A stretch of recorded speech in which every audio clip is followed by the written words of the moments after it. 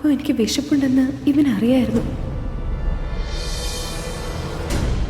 നീയും കഴിക്ക്.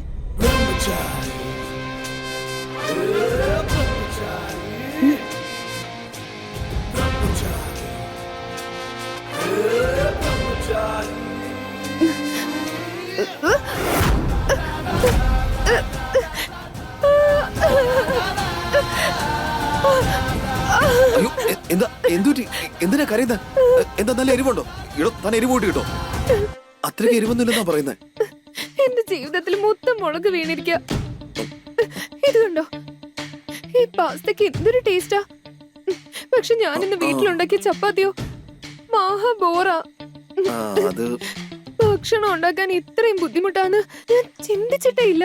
എന്തൊരു പാടാ ഈ ഭക്ഷണം ഉണ്ടാക്കാൻ. സരള ആന്റി കുറച്ച് ചപ്പാത്തി ഉണ്ടാക്കാനേ പറഞ്ഞുള്ളൂ.